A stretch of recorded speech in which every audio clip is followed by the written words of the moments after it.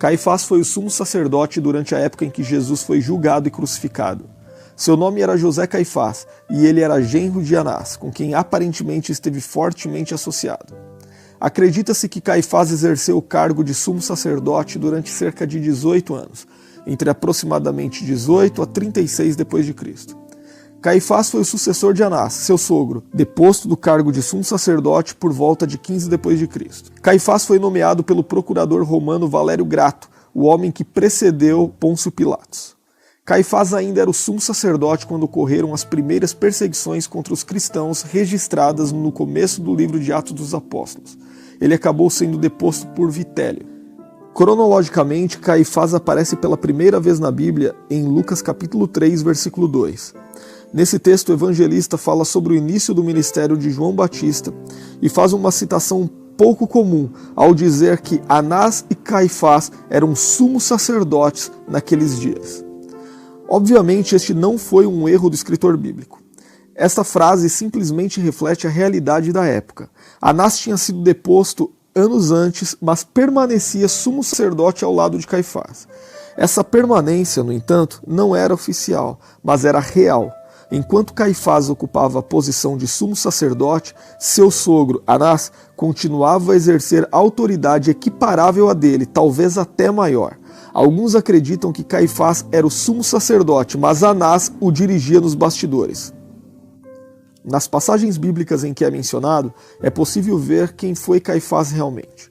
Caifás era uma pessoa perversa e manipuladora. Ele não media esforços para obter o que queria. Ele não se importava em faltar com a justiça e derramar sangue inocente, desde que seus interesses estivessem protegidos. O comportamento astuto, oportunista e pavoroso de Caifás fica claro na forma com que ele defendeu a condenação de Jesus.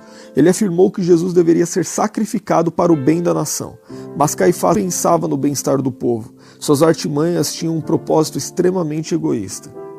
É possível que ele tivesse medo de que Jesus Cristo pudesse precipitar uma revolução em que Roma se voltaria contra Jerusalém e ameaçasse o seu conforto. Diante da discussão no Sinédrio, basicamente Caifás afirmou que se Jesus continuasse vivo, a nação pereceria. Porém, se ele fosse morto, então a nação seria salva.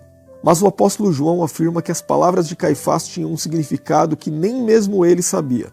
William Hendrickson diz que Caifás deu um significado às suas palavras, mas Deus deu outro. Nos lábios de Caifás, suas palavras foram ditas com um tom perverso, e ele não foi absolvido da culpa de ser um daqueles responsáveis diretamente por crucificar o Filho de Deus. Mas na providência divina, essas mesmas palavras expressavam a essência do glorioso plano de redenção. Por isso o apóstolo escreve que, mesmo sem saber, Caifás profetizou que Jesus devia morrer pela nação, e não somente pela nação, mas também para reunir em um corpo os filhos de Deus que andavam dispersos. O que ocorreu com Caifás retrata muito bem a relação entre a soberania divina e a responsabilidade humana. Caifás disse o que realmente queria dizer. Ele agiu livremente conforme sua natureza pecaminosa lhe permitia agir. Não obstante, através das palavras de Caifás, Deus estava cumprindo seus decretos eternos. O conselho de Caifás surtiu efeito e foi seguido pelos líderes judeus. Eles começaram a conspirar contra a vida de Jesus. O desejo deles era conseguir prendê-lo e finalmente matá-lo. De certa forma, eles temiam a reação popular diante de uma eventual prisão de Jesus. Mas nesse aspecto, Judas Iscariote se encaixou como uma luva quando propôs traí-lo secretamente. Depois de ter comparecido preliminarmente diante de Anás, Jesus foi levado até Caifás. Caifás presidiu o Sinédrio, que naquela ocasião buscou qualquer motivo para acusar Jesus. Então o Sinédrio baseou seu julgamento em falsos testemunhos armados com a finalidade de levar Cristo à morte. Jesus se recusou a responder às falsas acusações dos líderes judeus. Então Caifás lhe interrogou acerca de sua posição como Messias. Jesus respondeu Caifás aplicando a si mesmo uma passagem do livro do profeta Daniel.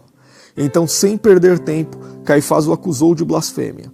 Toda a hipocrisia de Caifás foi revelada quando, no final do julgamento, ele rasgou suas vestes como se estivesse profundamente triste, quando na verdade estava muito satisfeito por ter conseguido a base para a condenação de Jesus. Tendo sido considerado merecedor de pena de morte perante o Sinédrio, Jesus foi conduzido a Pilatos, o governador romano da província. Naquela ocasião ficou claro que Caifás e os demais líderes judeus tinham inveja de Jesus. O sumo sacerdote Caifás é citado uma última vez na Bíblia no livro de Atos dos Apóstolos. Ele estava envolvido na perseguição aos apóstolos e aparece no interrogatório de João e Pedro perante o Sinédrio.